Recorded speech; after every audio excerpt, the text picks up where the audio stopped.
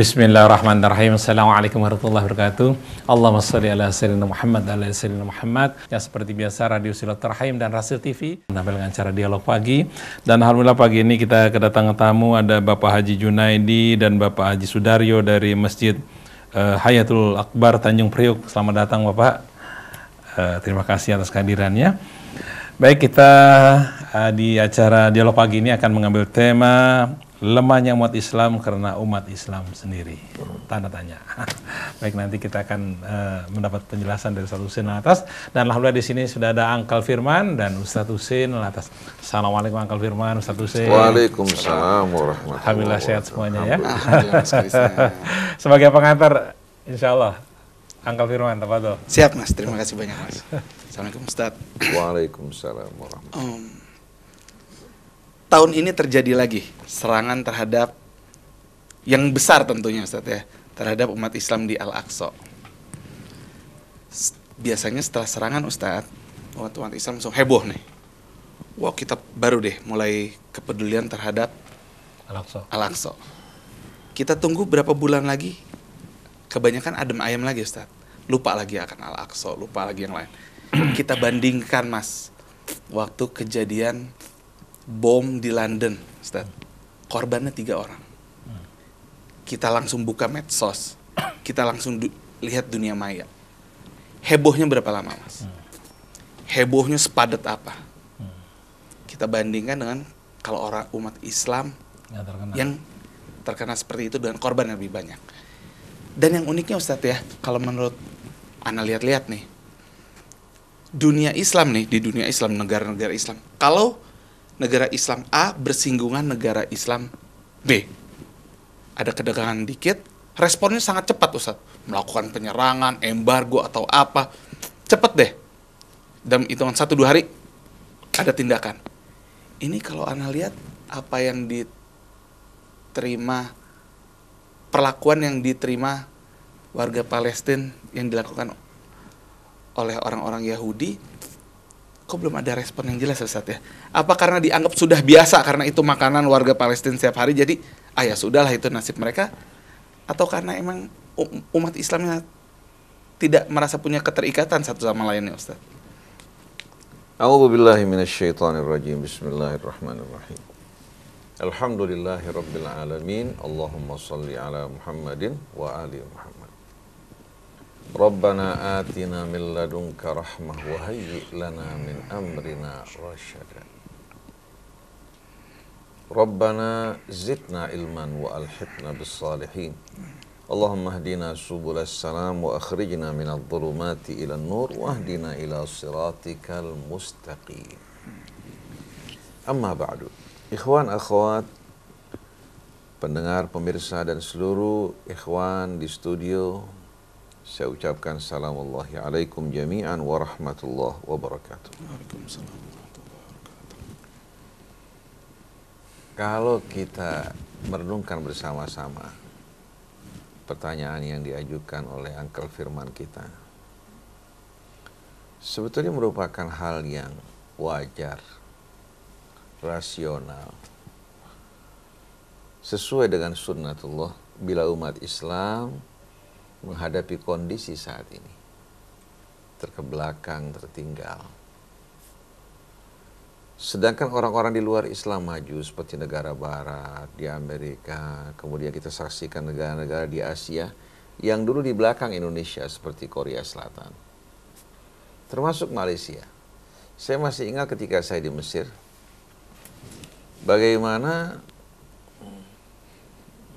atas pendidikan Malaysia berkeliling mendatangi mahasiswa-mahasiswa Indonesia yang berlian untuk diundang mengajar di Malaysia. Bahkan tahun 70-an kita jumpai bagaimana guru-guru SD pun ya, mereka impor dari Indonesia. Kemudian bagaimana pelajar-pelajar mereka dalam bidang engineering, dalam jurusan kedokteran juga yang belajar di tempat kita. Bahkan mereka mengirimkan orang-orang yang magang di Pertamina dari Petronas. Tidak lama kemudian, Indonesia yang menjadi pusat perhatian. Indonesia yang jauh lebih maju dibandingkan negara tersebut sekarang tertinggal. Kenapa? Karena Allah Subhanahu wa Ta'ala memperlakukan kita sesuai dengan perbuatan kita. Yang jalan maju akan berada di depan, yang jalan mundur tertinggal. Nah, kita bukan melangkah maju, tapi justru kita melangkah mundur. Dan kita harus berani mengakui kesalahan dan kekurangan kita. Adapun berbagai macam bencana yang melanda dunia Islam, lalu tidak mendapatkan perhatian dunia. Lalu orang bertanya-tanya, kok kenapa umat Islam mengalami nasib yang tragis seperti ini? Allah Subhanahu wa Ta'ala memperlakukan kita seperti yang kita lakukan terhadap diri kita. Kalau dibandingkan apa yang dilakukan Israel terhadap rakyat Palestina, jauh lebih ringan dibandingkan dengan apa yang dilakukan sesama kaum muslimin terhadap saudara mereka di Suriah, di Irak, kemudian di Yaman. Coba renungkan, berapa banyak korban yang berjatuhan di Suriah, di Yaman, kemudian di Irak.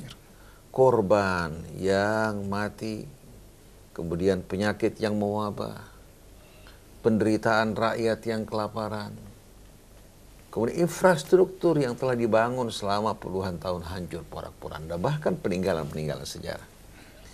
Apa yang dilakukan Israel terhadap komunitas Islam, saya nggak mengatakan umat Islam karena tidak ada umat Islam ya, terhadap komunitas Islam masih lebih ringan. Mereka mengatakan apa yang kami lakukan masih lebih manusiawi dibandingkan apa yang dilakukan para tokoh dan pemimpin Islam. Padahal kok kita lihat di TV kan kejam itu ya katanya.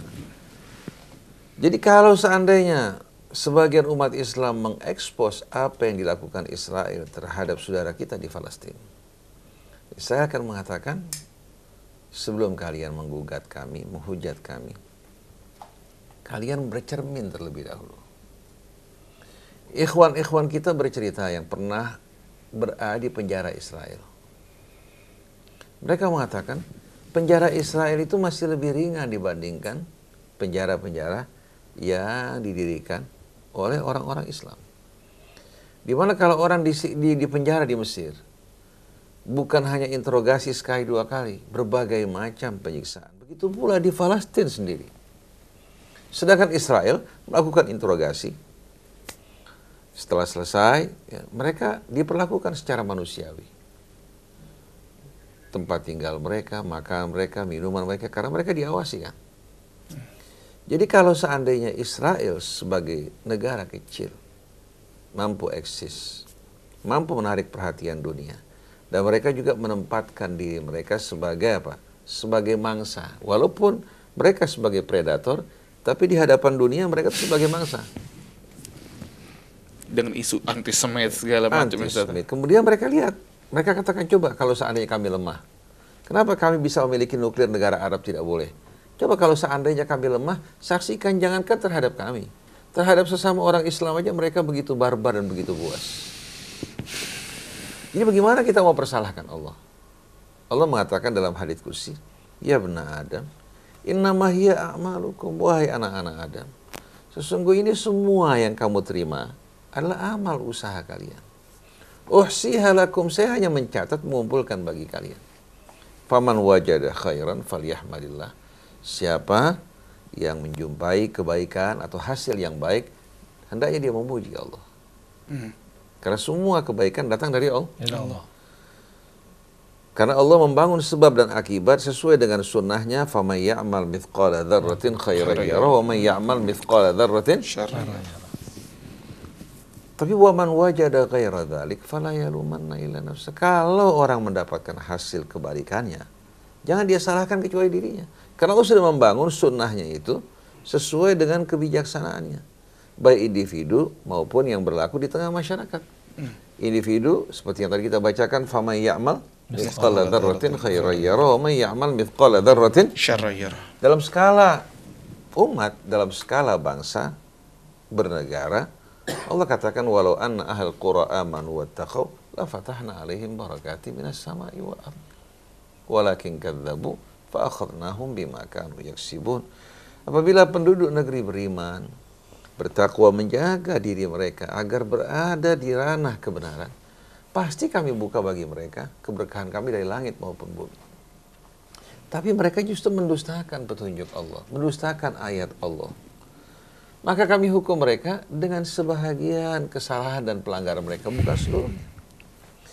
Allah tidak pernah menjanjikan kepada orang-orang Islam yang tidak menghormati Allah dan bimbingannya untuk membantu mereka.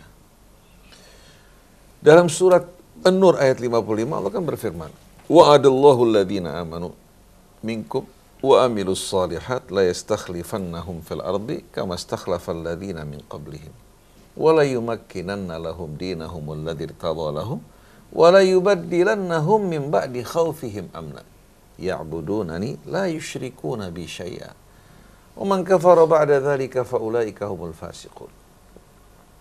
Allah berjanji bagi orang-orang yang beriman dari kalian dan mengerjakan amal-amal kebajikan. Amal kebajikan ini bukan hanya sholat, bukan hanya puasa. Ini justru sarana untuk membawa kita menjadi orang-orang yang bajik. Seluruh perbuatan baik, mulia, yang menjaga keseimbangan, keharmonian, yang menegakkan keadilan, memerangi kemungkaran, membangun dan menaungi mereka-mereka yang tertindas. Itu semua merupakan amal kebajikan. Adapun sholat sarana untuk menjadikan kita orang yang bertakwa dan bajik. Puasa pun demikian. Tapi umat Islam memahami kebajikan itu apa? Hanya dalam ranah ritual. Jadi Allah berjanji bagi orang-orang yang beriman dari kalian dan mengerjakan amal soleh, Allah akan menjadikan mereka sebagai khalifah-khalifahnya di atas muka bumi. Kalau kita jujur bersama alam, alam juga akan memberikan balasan yang baik buat kita. Tapi kalau kita berkhianat terhadap alam, alam tidak akan sama sekali menyambut kita. Betul nggak? Kalau kita dalam membangun, kita kurangi sana sini persyaratan bangunan, kira-kira alam akan toleransi enggak? Enggak. Tidak akan toleransi walaupun yang membangun ulama. Tapi di saat seseorang jujur walaupun non-muslim, dia akan menerima hasil dari kejujurannya. Nah, orang-orang Islam ingin alam toleransi terhadap mereka karena Islamnya mereka. Bukan karena perilaku. Bukan. Berkolusi bersama mereka walaupun jelas-jelasan melakukan perbuatan khianat. Oleh karena itu banyak pejabat, konglomerat, pengusaha kita melakukan tipu daya tersebut.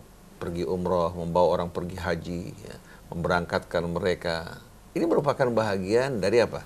Kerjasama yang mereka ingin bangun bersama Allah agar Allah menutup mata dari berbagai macam kebohongan dan pengkhianatan mereka.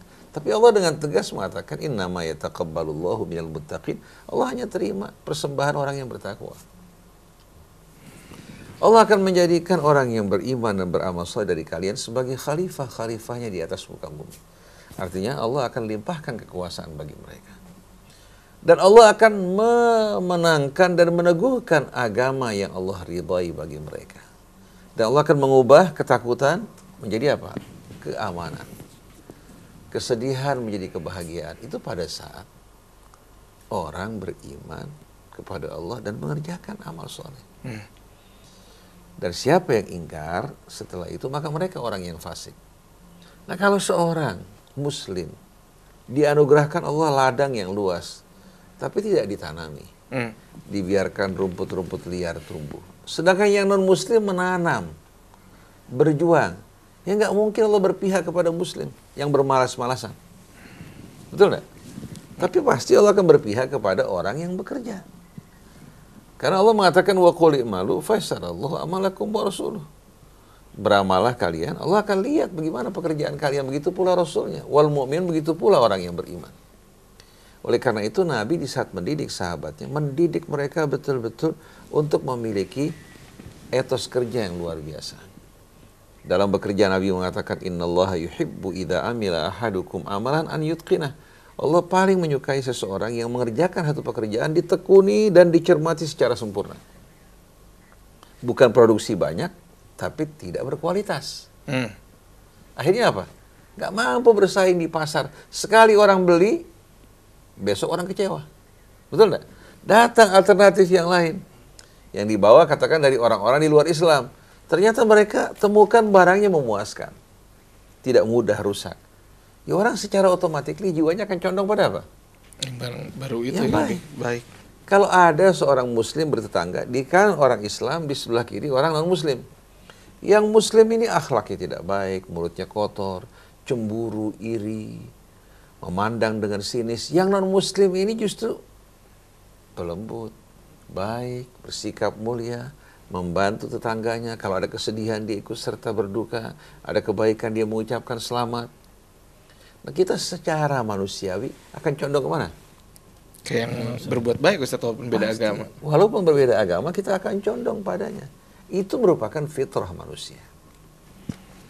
Tapi hati-hati terhadap pencitraan media. Karena yang dikatakan media baik, belum tentu itu apa? Baik, benar. Baik. Nah, coba bayangkan kalau partai-partai yang selama ini menjadi lintah darat, menghisap sari-sari bangsa kita, bekerja sama dengan pihak asing, bekerja sama dengan konglomerat hitam. Bersama-sama mereka mencalonkan seseorang. Kira-kira yang dicalonkan ini orang baik atau orang nggak baik? Nggak baik. Gak mungkin dong partai-partai, kalangan-kalangan yang selama ini hidup berkhianat akan mencalonkan seorang yang baik. Berarti akan mengancam mereka. Sama saja memberikan senjata kepada pihak musuh untuk menikam diri mereka. Oleh karena itu yang dicitrakan di media belum tentu sesuai. Betul nggak? Orang kalau bisa keluar kata-kata kotor, kata-kata kasar, sikap yang arogan, bagaimana bisa diharapkan sebagai apa? Orang baik. Coba banyak orang terpedaya dengan kecanggihan media dalam membangun image dan opini. Framing orang itu ya Ustaz ya? Framing orang. Oleh karena itu kita harus waspada terhadap berita opini. Karena berita faktual kalau diolah bisa terbalik keadaannya. Akhirnya lahir berita opini yang tidak sesuai dengan kenyataan. Ini merupakan kemampuan-kemampuan dalam bidang komunikasi yang kurang diperhatikan oleh umat Islam. Apalagi ulama-ulamanya. Ulama-ulamanya di samping sibuk mempersoalkan fikih khilaf, fikih ritual. Sibuk dalam apa? Fikih. Dalam fikih ritual. Ternyata mereka juga menghabiskan waktu umat dalam fikih ritual. Bukan mengarahkan setiap orang sesuai dengan potensinya. Contohnya, kalau ulama mengajar di kalangan farmasi, bagaimana mendorong mereka untuk melakukan research, mendorong mereka untuk bisa mandiri dalam memproduksi obat-obatan. Jangan bergantung pada pihak asing. Karena kalau terjadi embargo pada saat tertentu, akan mengakibatkan bencana buat bangsa kita, negara kita. Seperti yang terjadi di beberapa negara, ketika di embargo, mereka mengalami kelangkaan obat, akhirnya banyak orang yang mati di rumah sakit. Dengan kemandirian berarti kan devisa kita tidak akan keluar. Bukan kita mengimpor, tapi kita bisa mencukupi kebutuhan kita, bisa mengekspor dengan harga yang murah, karena sumber daya manusia kita juga standar hidupnya tidak terlalu tinggi. Tapi yang terjadi pada saat ini, sudah standar hidup kita yang rendah. Kita harus mengimpor dari luar dengan menguras devisa kita. Betul tidak? Tapi bukan menyibukkan mereka dengan mengembangkan potensi mereka, tapi justru meracuni mereka dengan apa? Dengan faham-faham doktrin-doktrin yang kalau kita lihat tidak bersumber dari Quran maupun hal yang mendapatkan perhatian dari Nabi. Begitu juga para dokter, seharusnya dibimbing mereka untuk jujur, peduli, untuk betul-betul berbagi terhadap orang-orang yang sakit, memberikan harapan buat mereka, dan juga bagaimana mengembangkan rumah sakit dan layanan yang baik. Memiliki peralatan-peralatan yang cukup canggih. Yang terjadi sekarang, dokter-dokter muslim kita, mereka apalagi yang bergerak dalam bidang anggaran, purchasing, perbelanjaan, bagaimana mereka memarkup, baik itu bangunan, demikian pula memarkup alat-alat yang canggih. Yang harganya katakan $1 juta bisa berharga sampai $20 juta. Kita di Gaza, sebagaimana Akhbari cerita, kita membeli peralatan yang lebih canggih dari apa yang di rumah sakit kita. Dengan harga yang jauh lebih murah. Padahal kita beli dari Israel. Melalui Israel, nggak bisa sama sekali dari Mesir. Dengan harga yang jauh lebih murah. Padahal di negara yang berstatus apa? Tidak aman lagi, diserang. Tidak aman dan diembargo. Bukan beli dari teman, beli dari musuh lagi. Alat-alat scan, MRI dengan harga yang jauh lebih murah. Lalu kita bertanya, kenapa Indonesia kok tidak memiliki peralatan-peralatan yang canggih? Tidak sesuai dengan besarnya negeri kita, kekayaan alam kita. Ternyata keluhannya datang bahwa para dokter nih yang bekerja dalam bidang tersebut melakukan markup, bekerja sama dengan supplier, berbagi keuntungan kecil dengan merugikan bangsa negara. Bahkan ada alat-alat scan yang mereka beli ternyata alat-alat bekas dari rumah sakit di luar, mereka beli dengan harga murah, tapi dengan apa? Dengan standar pembelian harga yang baru. Akhirnya kualitasnya kan tertinggal. Seorang melakukan scan di satu rumah sakit yang cukup besar. Waktu dibawa ke Singapura ternyata scan-nya betul-betul tidak memenuhi persyaratan. Akhirnya dari hasil scan yang salah, dokter mempunyai juga apa? Interpretasi yang salah. Langsung dia mengatakan bahwa kamu terkena kanker otak. Waktu dibawa ke Singapura, di-scan ulang, ternyata itu gambar-gambar yang muncul di otaknya bukan bersumber dari otaknya, tapi bersumber dari alat scan yang nggak benar. Tapi yang terjadi, ustadz yang mengajar di rumah sakit para dokter, bukan mengembangkan mereka, mendorong potensi mereka, malah menyibukkan dokter ini di mana-mana tempat bicara mengenai bid'ah, bicara mengenai yang hal-hal yang seperti ini. Betul-betul. Padahal kalau kita perhatikan, itu yang mereka katakan sebagai bid'ah bukan hal-hal yang ditegaskan oleh Rasul. Tapi kalau berbohong, memfitnah, ya, bergunjing, mengintai, mencari-cari kesalahan orang, mencaci, memberikan julukan yang tidak patut, mengabaikan saudaranya yang butuh, yang menderita, itu perbuatan yang jelas-jelasan agama haramkan. Tapi jujur, amanat, adil, berbuat baik terhadap sesama, membantu saudara kita, seperti kita peduli terhadap keluarga kita, itu merupakan perintah dari Allah. Ini semua diabaikan, lalu mereka ingin menunjukkan kelebihan mereka dalam sunnah dengan cara apa? Dengan cara membesar-besarkan hal yang kecil yang tidak menjadi pokok daripada syariat Nabi kita Muhammad SAW. Pernah nggak Nabi mengusik dan membicarakan hal-hal yang berhubungan dengan kunut, dengan talafud bin niyah sebelum sholat, atau salaman setelah sholat? Pernah nggak Nabi memberikan peringatan seperti itu? Bahkan kalau kita dengar dari kisah-kisahnya, Ustaz ya, zaman Rasul pun ada beberapa sahabat yang melakukan amalan yang memang tidak dilakukan Rasul. Dan Rasul nggak marah itu. Seperti seorang sahabat membaca suratul Ikhlas sepanjang bangun malam hingga subuh. Lalu temannya mengadu pada Rasulullah dengan memandang remeh pekerjaan tersebut.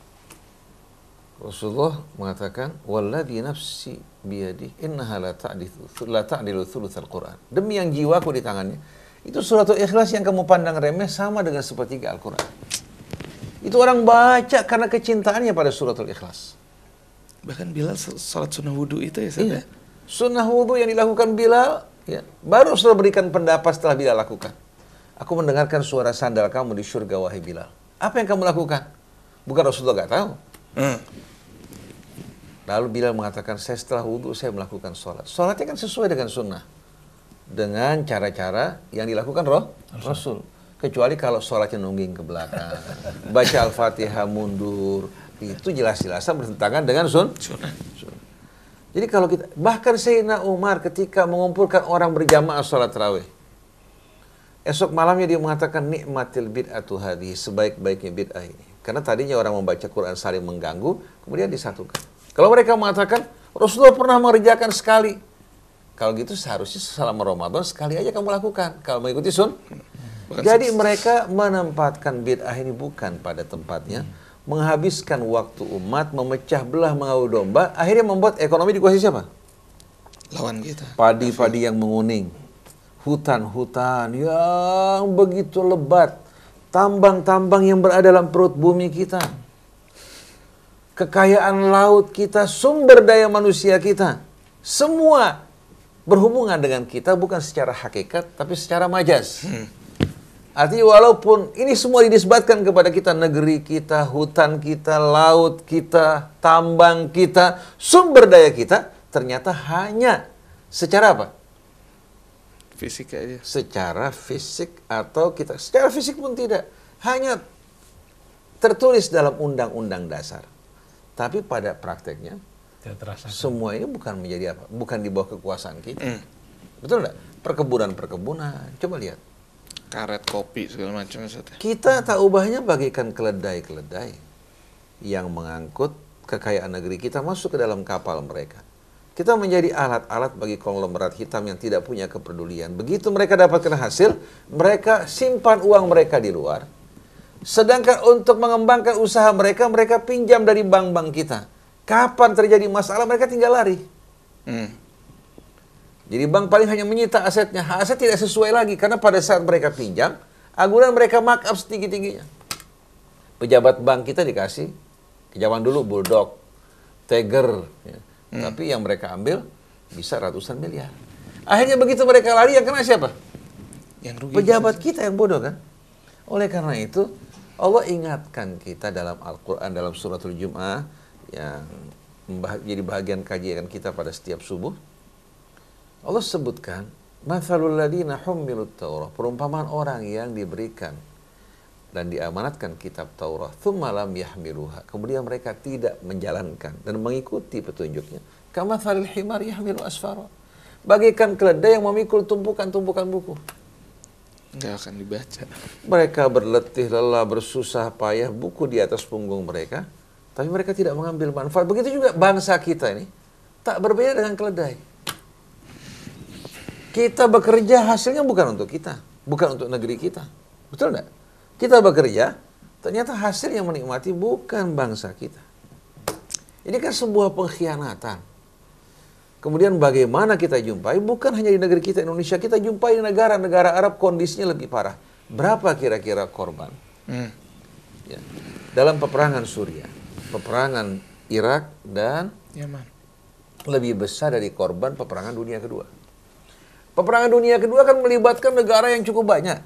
Tapi ternyata korbannya lebih sedikit dibandingkan korban Suriah, Irak. Yaman. Dan kita saksikan bagaimana Israel peduli terhadap bangsanya.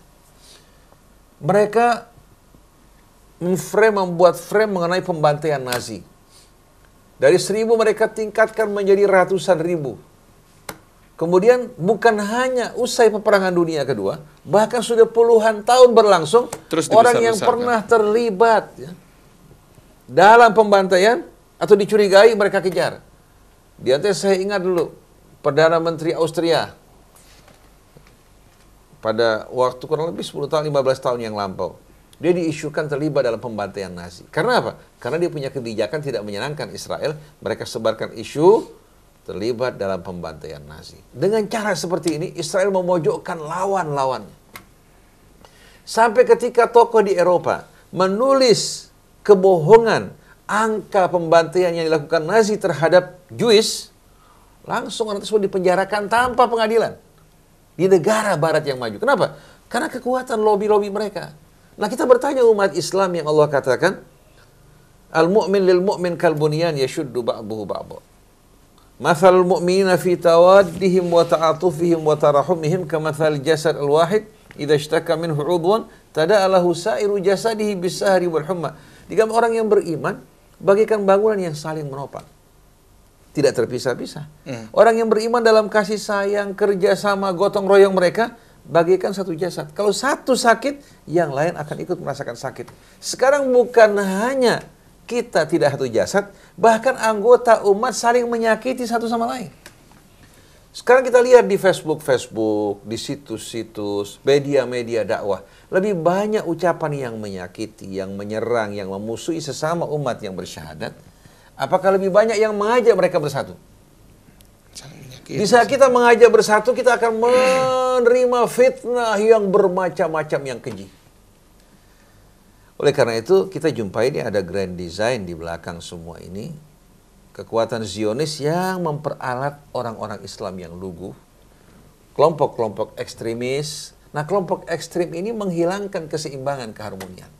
Bayangkan kalau Islam menerangkan pada kita sebagai khalifah Allah di atas muka bumi yang mencakup seluruh aspek kehidupan. Tahu-tahu perhatian kita 100% diarahkan untuk meributkan soal bid'ah.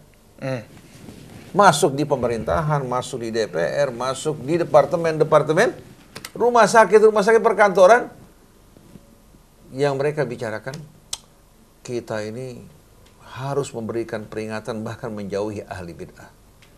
Sampai terkadang saya heran, seorang engineer, seorang doktor, PhD, dalam bidang pendidikannya cemerlang luar biasa. Tapi subhanallah dalam pemahaman agamanya, kita jumpai betul-betul menggambarkan awam yang luar biasa. Bahkan ada istilah ahlul bid'ah itu lebih bahaya daripada Zionis Yahudi itu sendiri ya Ustaz. Kalau orang mengikuti Quran mungkin nggak memfitnah, mengumpat, mencaci, mengintai kejelekan orang lain, atau memberikan julukan-julukan yang tidak patut. Nggak mungkin, Ustaz. Yang mengherankan, mereka bukan memberikan solusi, tapi selalu mereka berupaya untuk apa? Menciptakan polemik, PR bagi umat. Jadi kalau umat Islam mundur, orang di luar Islam maju, kita nggak bisa menyalahkan takdir Allah. Karena takdir Allah sesuai dengan fitrah, dan sunnah-sunnahnya yang berlaku jatuh bangunnya satu umat, itu disesuaikan dengan keadilan Allah, kebijaksanaannya. Kalau kita umat Islam kembali ke jalan yang benar, bala bantuan akan datang. Oleh karena itu Rasul bersama para sahabat ridwanullahi alaihim, walaupun potensi mereka terbatas, dalam perjuangan selalu bala bantuan Allah datang pada mereka. Iya. Begitu mereka melanggar larangan Allah, keluar dari ketakwaan, dari kemenangan menuju kejatuhan, seperti dalam peperangan Uhud. Walaupun jenderalnya Nabi kita. Di saat sebagian pasukan melanggar, kekalahan terjadi. Karena apa? Karena berjuang ini bukan perorangan, tapi kebersamaan. Teamwork. Kalau kesebelasan bola, kipernya meninggalkan gawang, walaupun pemain-pemainnya bagus, kebobolan demi kebobolan kan? Iya. Atau katakan kipernya bagus, backnya kanan kiri ini meninggalkan peran dia. Penyerang cukup bagus, begitu datang serangan balik, Habis. kiper dihadapi dengan apa? Dihadapkan dengan para penyerang yang serentak menyerang. Betul tidak? Atau katakan backnya bagus, kanan luar bagus, kiri, tapi penyerang yang menjadi penyerang utama yang melakukan finishing nggak ada. Tiap sampai depan gawang, tidak pernah berhasil untuk mencetak gol. Jadi kebersamaan. Kita kalau menghadapi air yang menetes, kita bisa hadapi sendiri. Kalau banjir, Iya. kebakaran, nah, dibutuhkan kebersamaan, kepedulian. Oleh karena itu Rasul menggambarkan perumpamaan dari umatnya ini bagaikan satu kaum yang menumpang perahu. Sebahagian di atas, sebahagian di bagian bawah. Yang di bagian bawah kalau ingin mendapat air, naik ke atas. Nah, karena mereka mondar-mandir merasa berat, Capek. kemudian mengganggu juga orang yang di atas. Setiap kali mereka mengambil air, mereka mengatakan, daripada capek-capek ke atas, mengganggu juga orang yang di atas, mendingan kita bolongin perahu. Kalau mereka melobangi perahu yang lain berdiam berpangku tangan, karena mereka mengatakan ini wilayah kami. Kira-kira semuanya tenggelam apa tidak? Tenggelam. Semuanya tenggelam. Nah, begitu juga umat Islam. Kalau ada penyakit dibiarkan, dia akan mewabah. Seperti LGBT. Kalau umat Islam bersatu memerangi, tidak akan mungkin terjadi. Tapi karena sebahagian kita lihat pilon, sebahagian lagi serius, yang serius dianggap apa? Radikal. Dianggap ekstrem dan radikal. Jadi tidak mungkin kita akan sukses tanpa kebersamaan. Islam tidak dapat diwakili oleh kelompok manapun juga. Baik itu partai PKS, P3, apalagi P3 yang babak belur sekarang ini. Tidak mungkin sama sekali. Tapi Islam baru akan tegak kalau umatnya bersatu. Oleh karena itu wakil rakyat yang di P3, di PDIP, begitu pula di Golkar, di PKS, di Hanura yang merasa beriman, punya loyalitas pada Allah, pada Rasulnya. Kalau mereka bangkit serentak, akan terjadi perubahan. Tapi kalau Islam hanya sebuah label, sebuah atribut yang tidak sama sekali diiringi dengan apa? Dengan loyalitas, apa gunanya? Ustadz, jadi kayaknya lebih efektif daripada kita melakukan ofensif terhadap apa yang dilakukan Yahudi, Zionis terhadap umat Islam. Kayaknya lebih efektif kalau kita menyadarkan umat Islam, kita memberikan contoh terbaik, kita solid, itu lebih efektif ya. Iya. Tapi kayaknya itu lebih susah, Ustaz. Karena orang kalau untuk, sekarang kita mau tanya, lebih susah mana? Orang mencaci maki perbuatan yang salah sama mengobati orang yang sakit. Lebih mudah mencaci maki. Dokter kalau mencaci maki pasiennya sembuh apa enggak? Enggak. Kamu sih merokok, kamu sih begini. Itu merokok sebuah realita. Coba, kamu kalau ingin sembuh, berhenti merokok. Saya berikan obat, kamu juga makan yang sehat, berdoa pada Allah. Tapi kalau kamu masih merokok, harapan untuk sembuh sama sekali tidak ada. Bisa-bisa rokok akan menggerogoti paru-paru kamu. Atau dia seorang terkena penyakit jantung, kalau Anda ingin sembuh, bantu saya. Berhenti merokok, makan yang sehat, tidur yang teratur, olahraga yang baik. Jadi memberikan kata-kata yang manis kan? Nah, kalau satu orang datang ke rumah sakit, diperiksa walaupun penyakitnya nggak parah, bisa jantungnya, waduh, Bapak, kenapa terlambat Pak? Kenapa? Irama jantung Bapak nggak teratur nih. Orang yang teratur jantungnya dengan omongan begini gimana?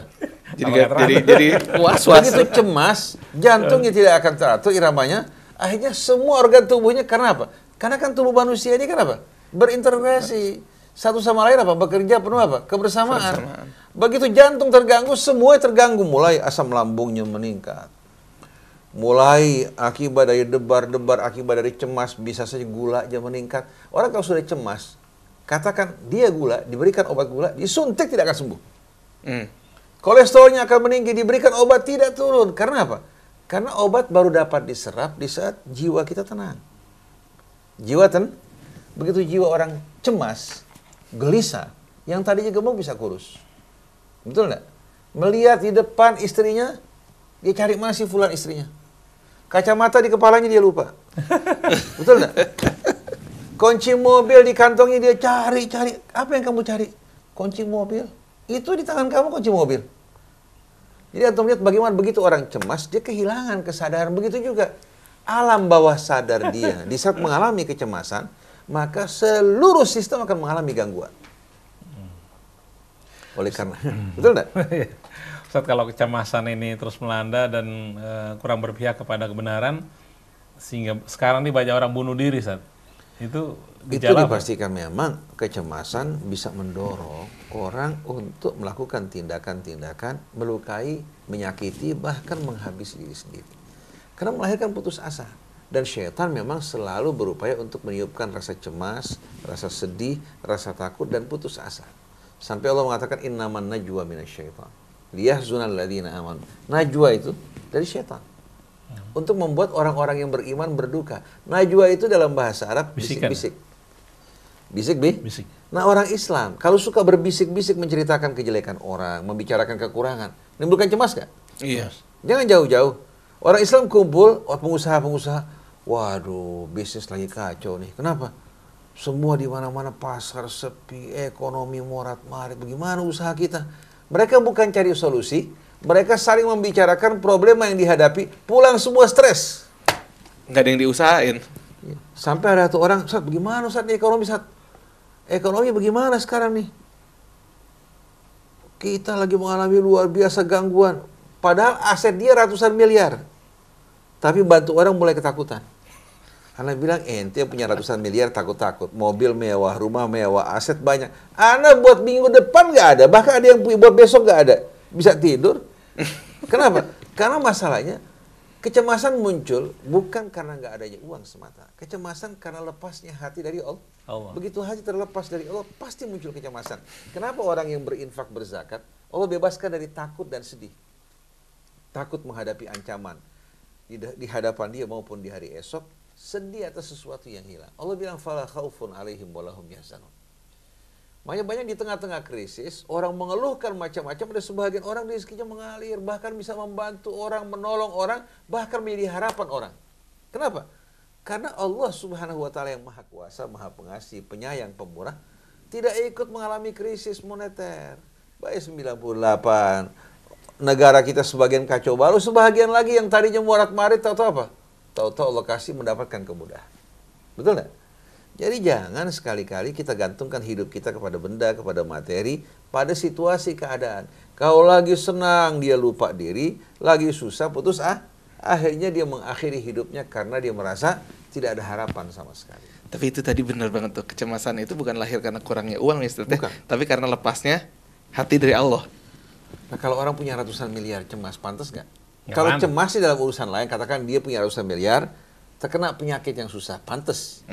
Nah, kalau dia punya ratusan miliar, punya aset, punya macam-macam, dia cemas karena masalah ekonomi yang lagi apa? Kacau. Pantas nggak? Enggak. Orang lain untuk makan sehari-hari mereka bingung, ini yang punya harta melimpah, ternyata apa? Mengalami kegelisahan. Lagi stres nih. Asetnya berapa? 300 miliar. Stres.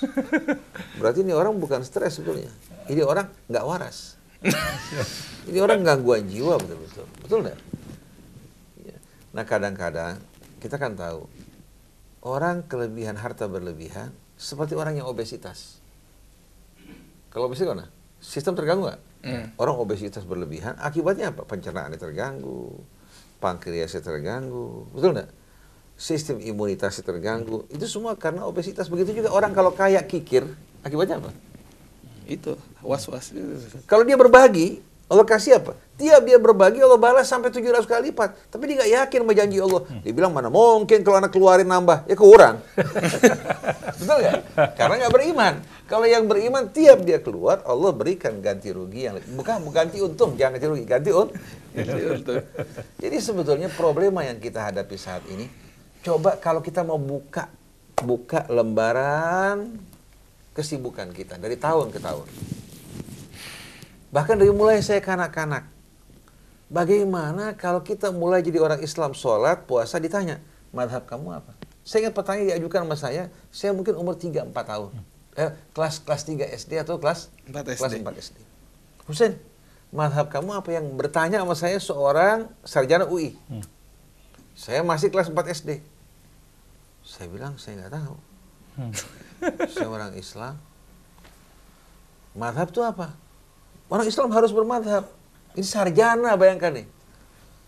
Aduh, saya nggak tahu kalau gitu. Mungkin saya masih belum sempurna Islami karena masih kanak-kanak kan. Ternyata ini pengotakan dalam hati. Orang awam seharusnya kan ikut gurunya. Dia nggak tahu dalilnya Syafi'i, Maliki, Hambali, Hanafi. Gurunya mungkin tahu. Kalau muridnya belum tentu tahu. Tukang soto, tukang gado-gado, tukang asinan, betul nggak? Orang mesti tukang tursi lagi. Disuruh berdebat masalah madhab. Apa hubungannya dengan dia? Madhab itu menunjukkan berbagai macam interpretasi yang kembali kepada ulama-ulama dan para mujtahid. Nah, mujtahidnya menguasai persoalan, awam di bawah seharusnya jangan diracuni. Dia belajar tergantung yang gurunya ajarkan buat dia. Dan si guru jangan kalau masalah pendapat diracunin muridnya. Hati-hati, yang beda sama kita sesat. Nggak boleh pendapat kok. Kalau orang nggak sholat, meninggalkan sholat, itu orang fasik. Tapi kalau orang sholat, satu pakai kunut, satu nggak kunut, dia orang mukmin. Berbeda pendapat, saling menghormati. Nggak pernah Rasulullah hukum orang yang kunut dan orang yang nggak kunut. Betul nggak? Nggak pernah Rasul hukum orang yang baca Yasin malam Jumat atau yang baca surat Al-Kahfi hari Jumat. Nggak pernah Rasul hukum orang yang jabat tangan setelah sholat. Pernah nggak ada? Tapi Rasulullah marah ketika seorang mengumpat, mencaci, memberikan julukan yang tidak patut, atau dia mengabaikan saudaranya yang butuh, atau dia mencari-cari kejelekan saudaranya. Kita lihat sebagai satu contoh. Sayyidina Umar dengar ada satu kelompok kumpul-kumpul untuk minum. Jadi zaman Rasul jangan dianggap bahwa sahabat semuanya malaikat. Kumpul-kumpul sambil dia diperiksa melalui pintu dan proses yang mereka berusaha untuk menghilangkan bukti. Akhirnya sekali waktu Sayyidina Umar dalam riwayat lompat melalui dinding. Begitu dia lompat, dia jumpai orang sedang minum. Begitu Sayyidina Umar bilang, sekarang terbuka semua perbuatan kalian. Mereka sama sekali nggak takut. Padahal Sayyidina Umar dikenal sebagai orang yang menakutkan. Mereka mengatakan, ya Amirul Mukminin, kalau kami melakukan kesalahan, minum-minum, kamu melakukan beberapa kesalahan. Pertama Allah bilang dalam Quran, wala tajassasu, jangan suka mengintai, cari-cari kesalahan. Yang kedua Allah bilang, wa'tul buyuta min abwabiha, masuk ke rumah itu dari pintu, bukan dari apa? Betul kan? Betul kan? Wala tajassasu, diperintahkan juga untuk masuk ke dalam rumah melalui apa? Pintu. Kemudian Allah perintahkan juga, ya ayyuhalladzina amanu, ya ayyuhalladzina amanu la tadkhulu buyutan ghaira buyutikum hatta tasta'nisu wa tusallimu ala ahliha. Wahai orang yang beriman, jangan kalian masuk ke rumah sebelum kalian melakukan isti'nas. Apakah orang tersebut siap menerima kita? Dan kemudian kalian berikan salam pada ahlinya. Kamu tidak melakukan 3 kesalahan ini. Kamu melakukan 3 kesalahan ini. Kalau kami cuma 1. Minum. Akhirnya Sayyidina Umar nggak bisa menjalankan hukuman karena kesalahan tersebut dilakukan dengan proses yang nggak benar. Cuma Sayyidina Umar mengatakan, saya tidak akan hukum kalian karena caranya salah. Ya. Dan dia mohon ampun pada Allah, tapi kita bersepakat, kalian tidak lagi minum-minum. Jadi kita lihat, cara yang salah, ya, walaupun jelas-jelas perbuatan yang salah, tapi menempuh untuk sampai ke sana melakukan cara yang tidak benar, membuat tidak bisa hukum ditegakkan. Tujuannya benar, caranya salah, batal itu. Kalau seorang pemimpin melakukan kesalahan seperti ini kan berbahaya kan? Dia memberikan contoh Nah, kalau dibiarkan, nanti kalau saat dilaksanakan, besok orang akan melakukan hal yang sama. Karena semua bermula dari mana? Dari atas. Terjadinya korupsi, terjadinya kebohongan, berbagai macam kejahatan muncul dari atas sebabnya. Mereka melakukan tindakan khianat korupsi, mendorong rakyat di bawah, akhirnya apa? Untuk melakukan tindakan-tindakan membabi buta.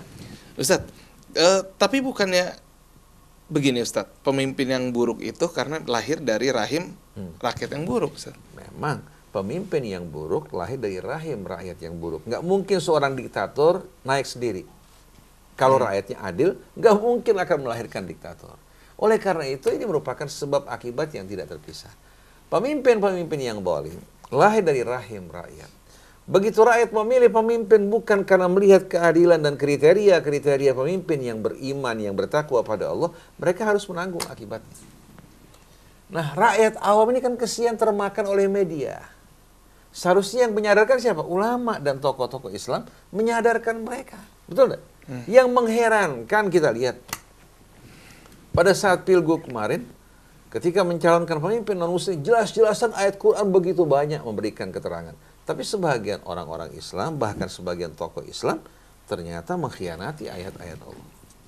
Mereka boleh berdalih, tapi yang jelas, Qul ja'al haqqu wa zahaqal batil, innal batila kana zahuqa. Kalau orang menyaksikan matahari di siang bolong, lalu dia mengatakan, kok gelap ya?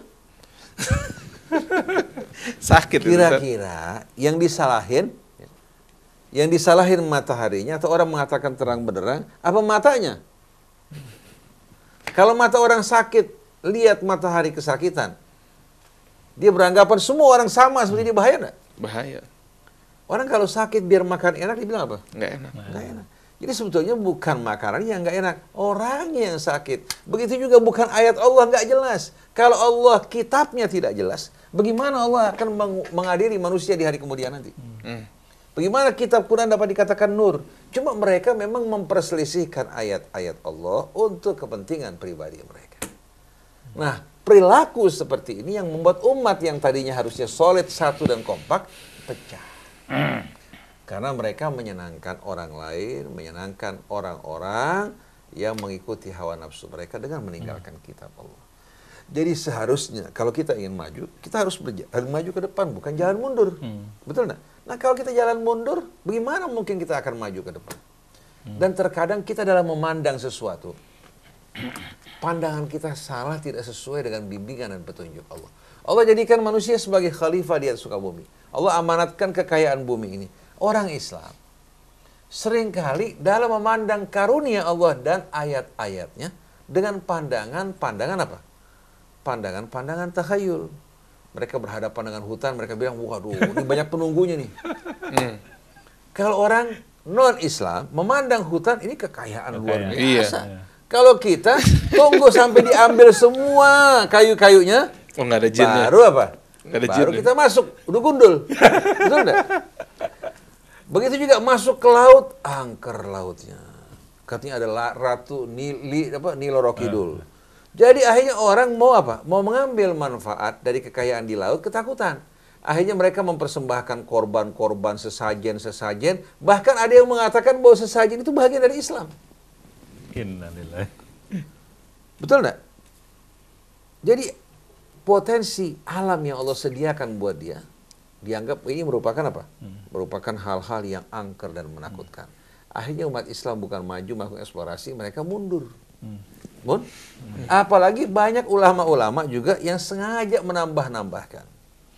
Akhirnya membuat orang takut menghadapi sesuatu bukan yang nyata, tapi dari bayang-bayang diciptakan apa? Oleh kebohongan dan bisikan-bisikan syaitan. Nah, begitu orang terjerumus dalam hal ini, akibatnya apa? Semakin parah kehidupan rumah tangga. Seorang perempuan bertanya pada seseorang mengenai suaminya, ketidakharmonian. Dia mengatakan, wah, ibu nggak tahu nih. Saya begitu lihat ibu, tahu ada yang guna-guna ibu-ibu. Ini ada yang guna-guna nih. Ibu mesti dibersihin, mesti diruat supaya suami ibu mandang ibu bagus. Nah, suami juga begitu datang. Istri saya begini, datang dukun masuk ke hatinya. Kamu ada orang-orang yang syirik sama kamu, ingin memecah belah di antara kalian berdua. Dukun cari pemasukan, apa juga dikerjain. Orang datang berobat, masuk angin, berasa nggak nyaman, nggak enak, nggak baik-baik, atau punya gangguan mah, datang ke seorang katanya paranormal atau orang yang ahli, yang berilmu.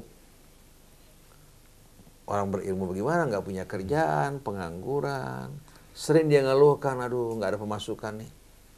Nah, kemudian dia kerja sama satu orang untuk promosiin dia, bisa begini, bisa begitu, dan lain sebagainya. Itu datang berobat sama dia, dengan teknik tertentu, dia pakai telur, dibuka, isinya ada rambut, ada jarum. Padahal orang untuk memasukkan ke dalam telur mudah. Dengan teknik tertentu, dengan mempergunakan cuka, bisa membuat apa? Lembek itu. Lembek, kemudian dimasukkan barang-barang dari sana. Begitu dibuka, ada rambut, ada ini. Begitu dia lihat kan mau nggak mau sugesti kan? Sugesti. Nah, sugesti ini pintu masuk setan. Betul nggak? Di Indonesia nih, orang nyidam. Pernah dengar nggak di Amerika, di Eropa ada perempuan nyidam? Nggak ada. Cuma di Indonesia. Nyidam mau jitak orang yang pala botak.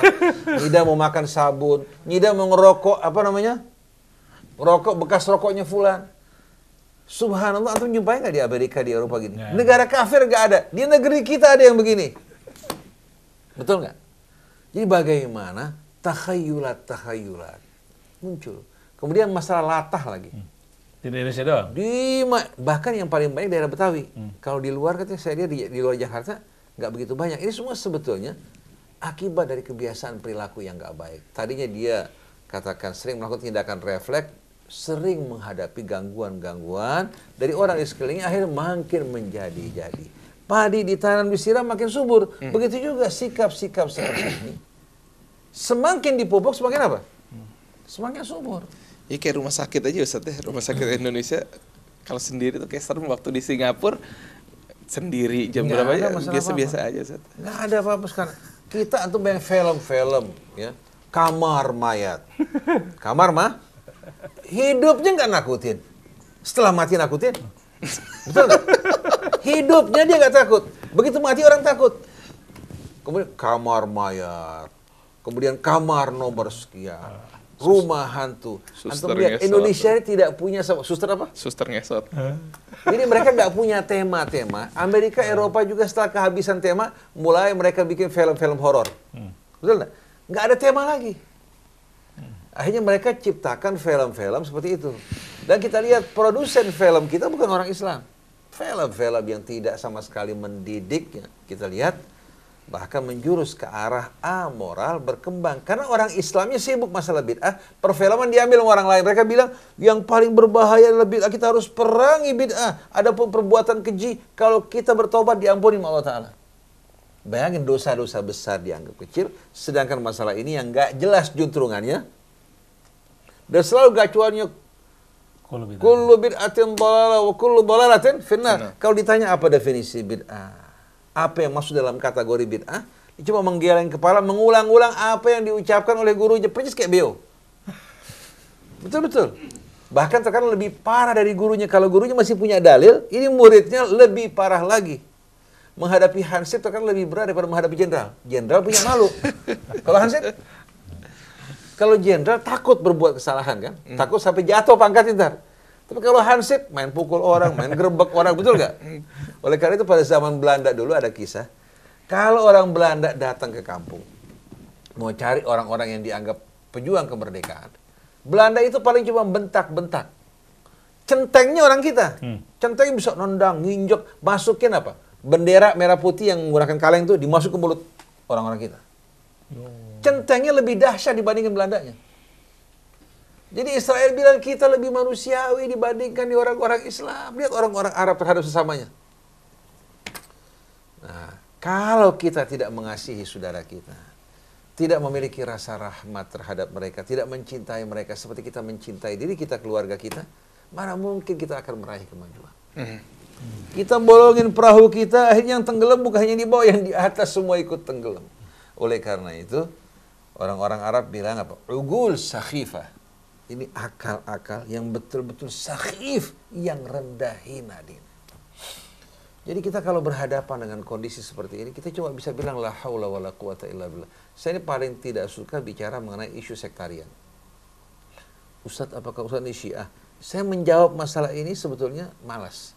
Tapi karena saya takut orang nanti salah faham, mereka berdosa, terpaksa saya jelaskan berulang kali, bahkan tapi sampai kita menggunakan sumpah. Karena kalau saya nggak jelaskan, sampai dia terjerumus dalam kebohongan, kan dia bakal dosa.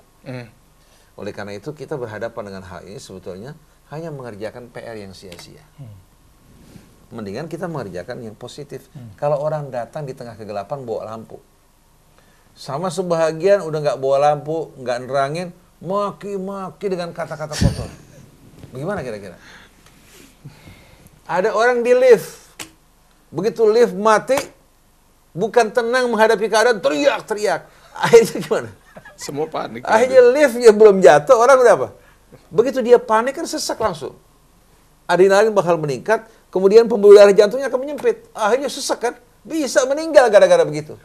Bukan meninggal karena lift mati, meninggal gara-gara apa? Panik. Gara-gara panik. Jadi kalau kita lihat umat Islam ini sebetulnya telah menghancurkan diri kita sendiri. Oleh karena itu kita berharap tokoh-tokoh Islam, ulama-ulama jangan lagi meracuni masyarakat. Jangan lagi kalau bicara mengenai satu hal-hal yang sepele, mereka besar-besarkan. Ja'alu minal habbah kubbah. Biji beras mereka jadikan sebagai kubah yang besar. Bayangin. Wazadutin ballah. Udah becek, licin ditambahin lagi. Bayangin coba. Akhirnya apa? Akhirnya membuat keadaan situasi semakin menjadi-jadi kan. Seharusnya datang membawa hidayah, membawa solusi. Kemudian bil hikmah wal mau'izatil hasanah. Kalau mereka menolak bukan tugas kamu untuk mewakili Allah Ta'ala. Ajak.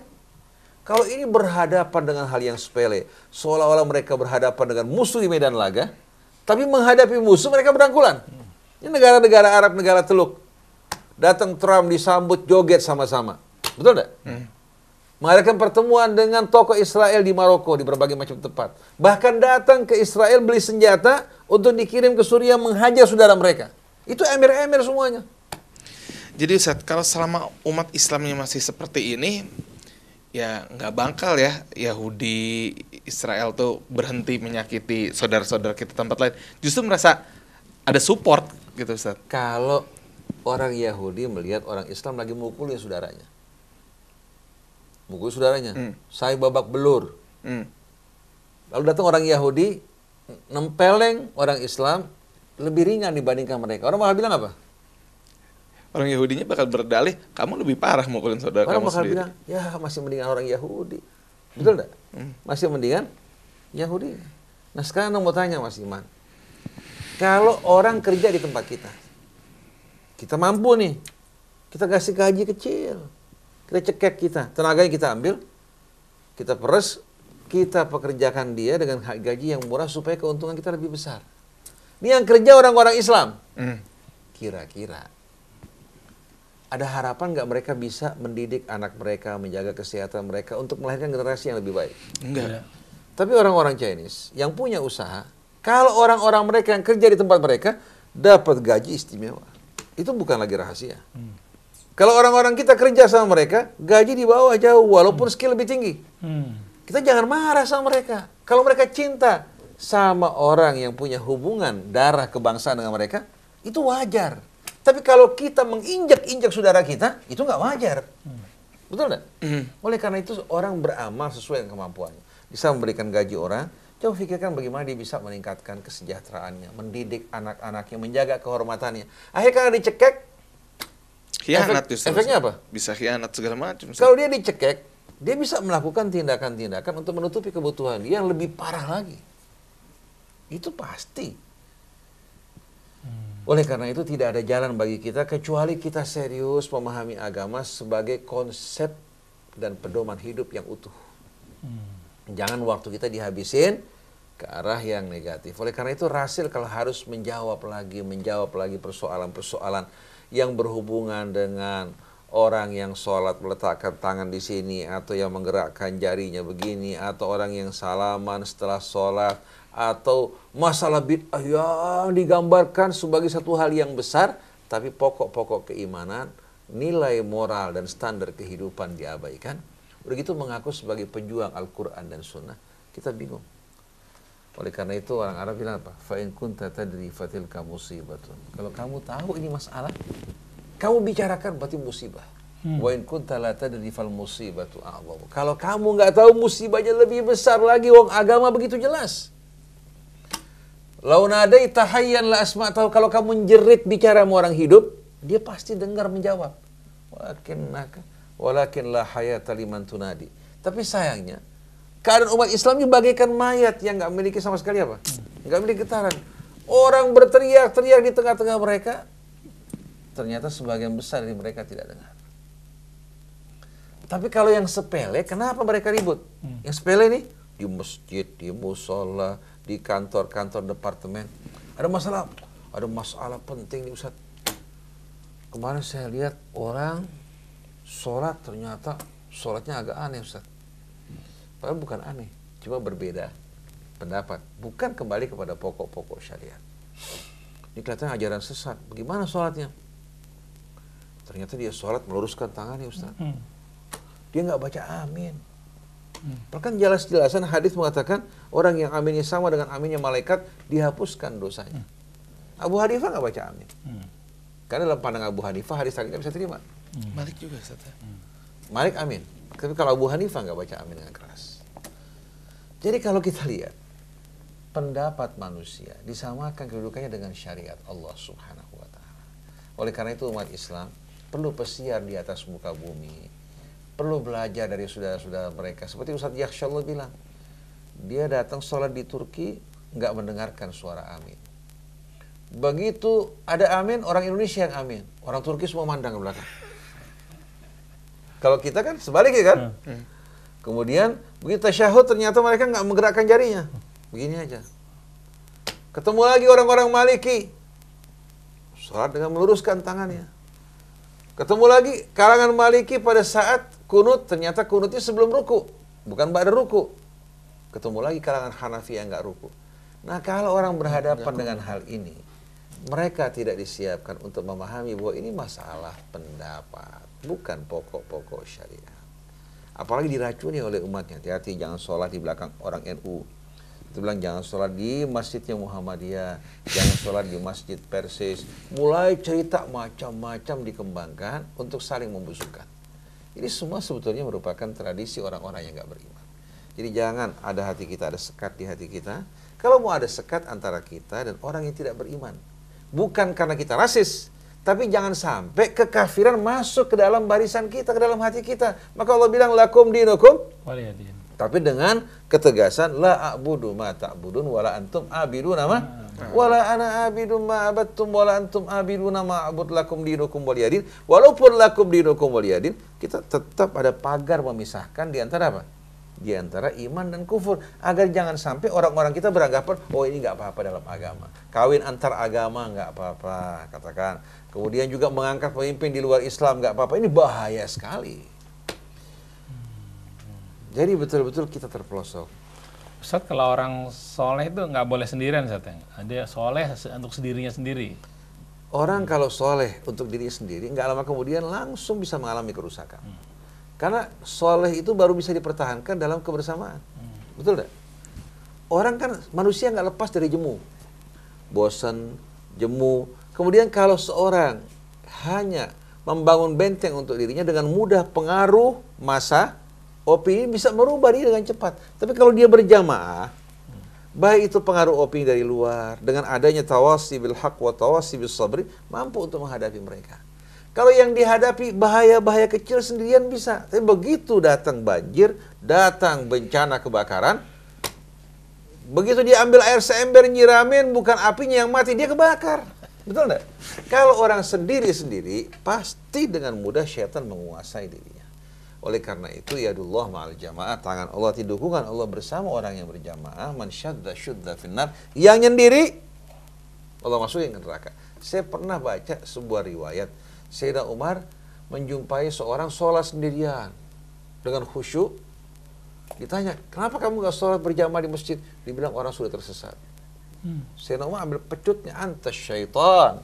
Karena selagi orang berjamaah, kumpul sama-sama, terpelihara. Tapi begitu dia menyendiri, nanti lama-kelamaan dia akan membangun kelompok, membangun golongan. Oleh karena itu, kenapa pada masa Abu Bakar dan Umar, sahabat tidak dibolehkan meninggalkan Madinah, dijadikan sebagai ahlus syura. Takut kalau sampai mereka menyebar, mereka bangun kubu-kubu, akhirnya menciptakan oposisi yang merugikan.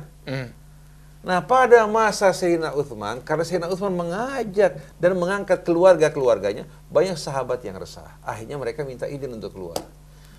Diberikan jalan melalui cara Marwan bin Hakam yang berusaha menyingkirkan pemerintahan dari apa? Dari kelompok-kelompok yang dianggap terlalu merongrong, memberikan nasihat.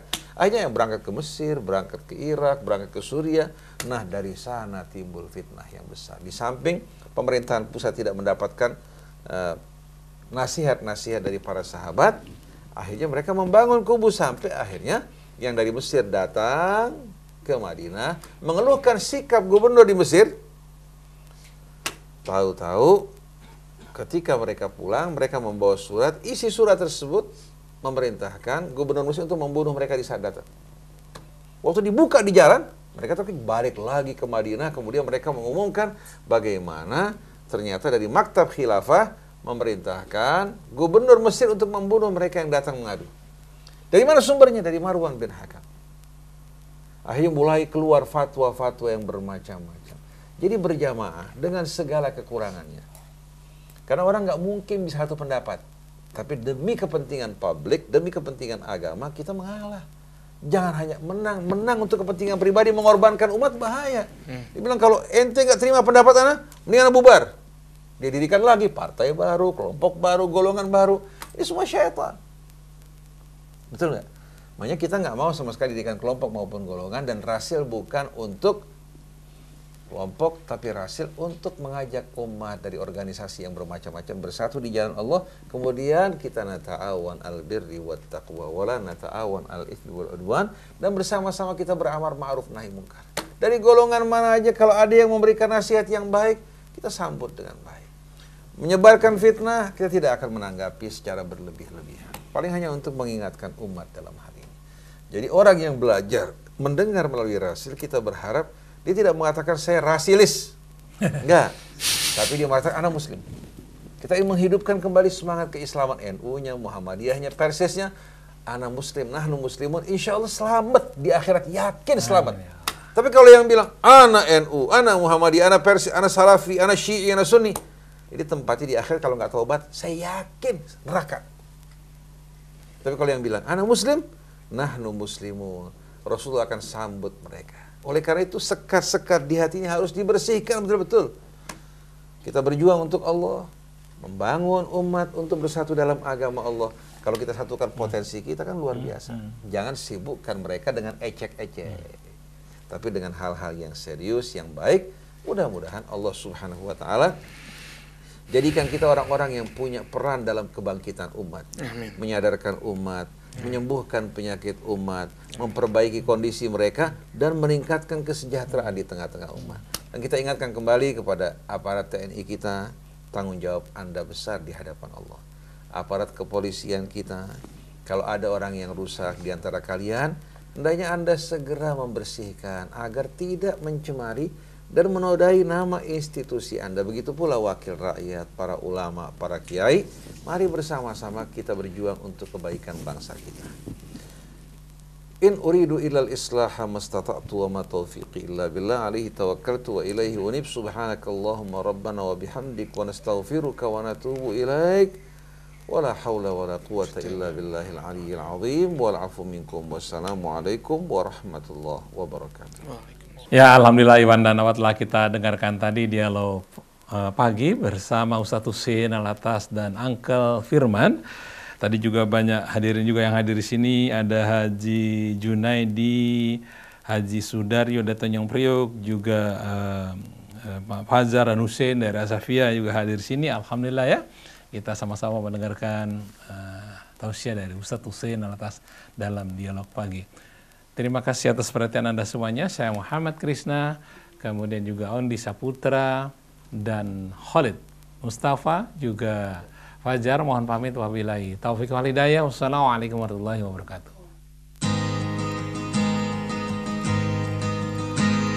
A blinding flash of white light lit up the sky over Gaza tonight. People running for cover, not knowing whether they're dead or alive. came with their tanks and their planes, with ravaging fiery flames, and nothing remains, just a voice rising up in the smoky haze. We will not go down in the night without a fight. You can burn up our mosques and our homes and our schools, but our spirit